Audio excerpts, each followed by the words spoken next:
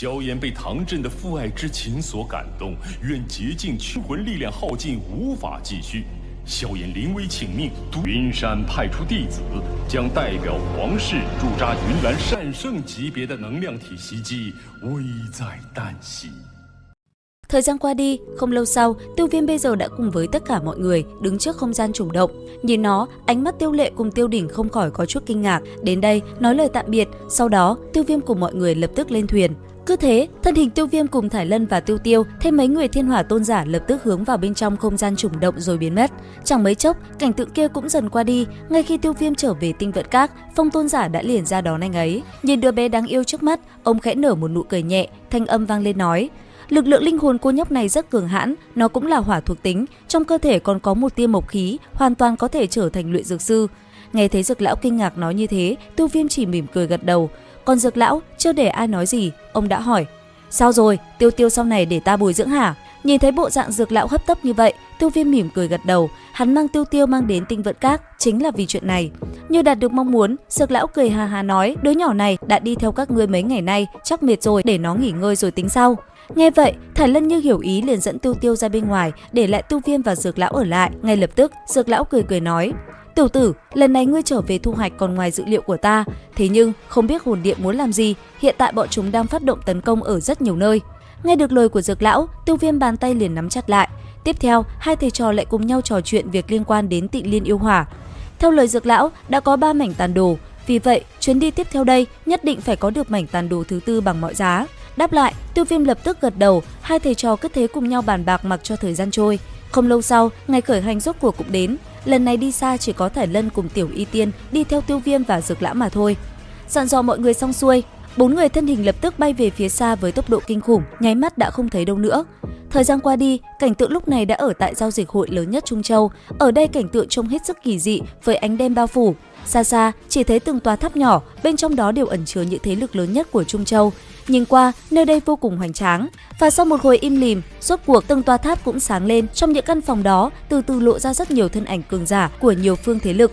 Nương theo đó, từng thanh âm chào mừng cũng vang lên. Kế tiếp, ngày hội đấu giá lớn nhất Trung Châu cũng chuẩn bị được bắt đầu. Bên trong một tòa tháp nhỏ, lúc này chỉ thấy đoàn người Tiêu Viêm đang ngồi ở bên trong, chăm chú nhìn vào khán đài ở vị trí trung tâm. Gần đó, bên trong những tòa tháp khác, từng ánh mắt không ngừng hướng về phía đoàn người của Tiêu Viêm một cách dò xét.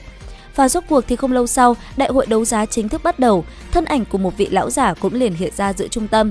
Vừa thấy lão, Dược lão đã liền giải thích cho mấy người Tiêu Viêm biết, người kia chính là Bảo Giám Sơn, tu vi của lão cũng là cửu chuyển đấu tôn đỉnh phong.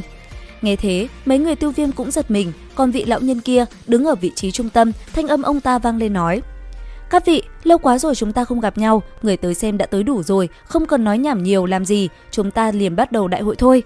Sau đây, chúng ta bắt đầu đấu giá món vật phẩm thứ nhất của đại hội giao dịch không gian lần này, đó chính là yêu hoàng dực. Lời ông ta vừa dứt, bàn tay liền giơ về phía trước, từ trong hư không, một khe nứt lập tức mở ra, đồng thời một đôi cánh chậm rãi xuất hiện trước mắt mọi người.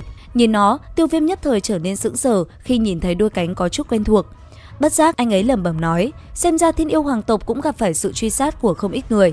Suy nghĩ anh ấy vừa dứt thì phía dưới, người chủ trì buổi đấu giá đã nói cho toàn bộ người xung quanh biết về công dụng và giá khởi điểm của đôi cánh này là một viên bát phẩm đan dược. Lời ông ta vừa dứt thì xung quanh, mọi người đều rơi vào yên lặng. Nháy mắt sau, một tên lục tinh đấu tôn đã ra giá và liền thành công. Tiếp theo, món bảo vật thứ hai chính là kim cương lưu ly thể, sơ cấp thiên giai đấu kỹ. Nghe đến công pháp, nó lập tức hấp dẫn Tiêu Viêm. Xung quanh có không ít người cũng động tâm, họ lập tức ra giá và bắt đầu một màn đấu giá sôi động. Đến khi kết thúc, lại có một người bịt mặt nữa thành công. Kế tiếp cũng có rất nhiều món bảo vật, mỗi món đều không là dị bảo chân quý thì cũng là công pháp hiếm có khó tìm, thế nhưng nó vẫn chưa thể khiến Tiêu Viêm ra giá. Mãi lâu sau, Tiêu Viêm mới thấy có một món đồ hấp dẫn, cũng không biết thứ này chi tiết là gì. Thế nhưng nó được Tiêu Viêm đấu giá để tặng Thải Lân. Khi món đồ vừa về tay, Tiêu Viêm liền đưa nó cho Thải Lân và để nàng trích huyết nhận chủ. Nhất thời, khi giọt huyết sắc vừa rơi xuống, một luồng ánh sáng 7 màu lập tức lóe lên. Không chút chậm trễ, nàng cũng liền cất nó đi. Sau đó, ánh mắt đảo qua Tiêu Viêm rồi lại hướng về phía trước với vẻ mặt hờ hững. Theo ánh mắt nàng nhìn xuống, lúc này người chủ trì đại hội đấu giá lại tiếp tục lấy ra một món đồ nữa hấp dẫn 4 người, đó chính là Thiên U Độc Điển, công pháp do một vị đấu thánh để lại. Nó rất thích hợp cho Tiểu Y Tiên. Với món đồ này, Tiêu Viêm cũng chẳng chút khó khăn nào mà liền thành công. Sau đó, lấy thứ kia vào trong tay, Tiêu Viêm đảo mắt nhìn qua một lượt rồi lập tức đưa cho Tiểu Y Tiên để nàng cất nó đi. Nhìn nó, Tiểu Y Tiên lập tức nói với Tiêu Viêm lời cảm ơn. Xong xuôi, mọi người lại tiếp tục nhìn xuống phía dưới. Lúc này, sau một hồi thì bất chợt, người chủ trì đại hội dừng lại một nhịp, sau đó nói: "Mọi người chú ý, hiện tại chúng ta đã bắt đầu đấu giá món vật phẩm thứ hai trong đợt đấu giá cuối cùng của ngày hôm nay." Lời lão vừa dứt, bàn tay lão ta liền vung lên, trong lòng bàn tay lập tức hiện ra một mảnh tàn đồ. Nhìn thấy nó, Dược lão cùng Tiêu Viêm giật mình. Không hẹn mà gặp, ánh mắt của tất cả mọi người quanh đó cũng đồng thời hướng về vị trí trung tâm nơi có người chủ trì buổi đấu giá đang cầm mảnh tàn đồ. Và tất nhiên, người chủ trì kia cũng biết mảnh tàn đồ này là gì. Bởi vậy, ông ta lập tức giảng giải chi tiết về mảnh tàn đồ liên quan tới Tịnh Liên yêu hỏa. Thế nhưng theo lời lão ta, muốn có được vật này cần ít nhất một cái giá, đó chính là bát phẩm đan dược trải qua lục sắc đan lôi tu luyện. Đối diện với lời ra giá này, ngay lập tức nơi đây trở nên sôi động. Vừa bắt đầu đã có người ra giá, tình huống ngày càng trở nên cao trào khi có người chịu chi tới 5 viên bát phẩm đan dược để đổi lấy nó. Thấy nhiều người có hứng thú với mảnh tàn đồ như vậy, Tiêu Viêm hơi nhíu mày, nhẹ giọng hỏi: "Chúng ta nên làm gì bây giờ?" Đáp lại, Dược lão khẽ lắc đầu nói: "Cứ chờ chút đã, không nên nóng vội." Lời ông vừa dứt thì phía dưới, cái giá 5 viên đan dược thất phẩm thất sắc đan lôi đã là cao nhất. Thế nhưng, đang yên lặng một hồi, một thanh âm dõng dạc vang lên nói: "8 viên." Nghe được giọng nói này, trong lòng Tiêu Viêm thầm nhẹ nhõm. Cuối cùng, Dược lão đã bắt đầu ra tay. Thấy Dược lão lên tiếng tranh đoạt, người ra giá lúc trước hử lạnh một tiếng, chần chờ một lúc lại cắn răng hô: "1 viên đan dược bát phẩm bát sắc đan lôi." Tiếng hô vừa dứt, trong đại điện chợt ồn ào, hiển nhiên là có chút ngoài dự đoán. Thế nhưng đáp lại, Dược lão liền ra giá 3 viên. Lời ông vừa dứt, nhất thời nơi đây tất cả liền rơi vào yên lặng. Nhìn thấy tên kia không lên tiếng nữa, Tiêu Viêm mới ở thở phào nhẹ nhõm. Vừa muốn nói chuyện thì bên tai lại vang lên giọng nói của Dược lão: "Đừng cao hứng quá sớm." Lời ông vừa dứt, đối thủ liền ra giá 5 viên. Đến đây, tất cả liền rơi vào yên lặng, ánh mắt Dược lão cũng trầm xuống. Đến đây, khuôn mặt Tiêu Viêm hiện lên sát ý, anh ấy đưa mắt nhìn về phía thanh âm truyền đến, chỉ thấy phía xa có một đạo thân ảnh nam nhân đang ôm mỗi tay một em gái. Sau đó, từ trong cơ thể hắn, một đòn công kích linh hồn như sóng âm khuếch tán, lập tức hướng về phía đoàn người Tiêu Viêm mà công kích. Đáng tiếc, Dược lão đã ra tay, chỉ một cái phất nhẹ, đòn công kích kia lập tức vỡ tan giữa hư không, toàn bộ đều hóa thành tro bụi. Sau đó, hướng về phía tên kia, ánh mắt mọi người lập tức trở nên lạnh lùng. Giao phong một đòn này xong, Dược lão cũng phải lẩm bẩm nói: "Thực lực của người này rất mạnh, cẩn thận một chút, hắn ta cũng đã bước một chân vào cảnh giới bán thánh." Nói xong, Dược lão lập tức hô lớn ra giá 8 viên. Thấy vậy, người chủ trì đấu giá cười nói: "Vị bằng hữu kia ra giá 8 viên đan dược bát phẩm bát sắc đan lôi, còn có người nào trả giá cao hơn không?" Đáp lại, tên bí ẩn kia lại một lần nữa hô lớn nói: "1 viên đan dược bát phẩm cửu sắc đan lôi, nếu ngươi có thể trả được giá cao hơn, mảnh tàn đồ kia sẽ thuộc về ngươi." Nghe thấy thanh âm kia, Tiêu Viêm gấp gáp nhìn Dược lão, thế nhưng đến đây, Dược lão lại lắc đầu, sau đó thanh âm ông nhẹ nhàng truyền ra nói: "Hội đấu giá này động tĩnh quá lớn, ta cũng đoán được thân phận của tên kia. Năm đó, lão cũng đã từng là đối thủ của ta, đúng lúc có thể giải quyết một chút ân oán cũ."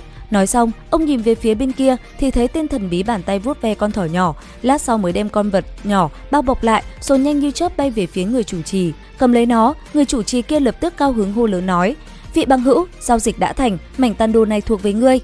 Thời điểm mảnh tàn đồ rơi vào tay lão giả áo đen thì Tiêu Viêm cũng nắm chặt tay lại, hàn ý lóe lên trong mắt. Sau khi hoàn thành xong giao dịch, Bảo Sơn lão nhân cười cười, ánh mắt nhìn toàn trường nói: "Tiếp theo, ta có một tin tình báo, nhưng bởi vì nó có chút oanh động nên ta mới thông báo vào lúc cuối thế này." Nghe thấy lời của Bảo Sơn lão nhân, những người đang có mặt tại đây đều nhíu mày, có chút nghi hoặc nhìn lão. Đây là tin tình báo gì mà có thể làm cho Bảo Sơn lão nhân coi trọng như thế? Cảm nhận được ánh mắt nghi hoặc của mọi người, Bảo Sơn lão nhân chỉ mỉm cười, chợt lão chậm rãi cất lời vang vọng khắp cả tòa đại điện, trong giọng nói có phần khác thường: "Bồ đề cổ thụ, một thứ trong truyền thuyết có thể giúp người ta lập địa thành thánh, qua 1 vạn năm, cuối cùng nó đã lại xuất hiện."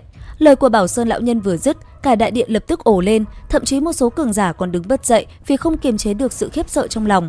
Bồ đề cổ thụ, nếu đại lục đấu khí có một bảng xếp hạng các thiên tài địa bảo thì chắc chắn nó sẽ nằm trong nhóm 3 bảo vật đứng đầu.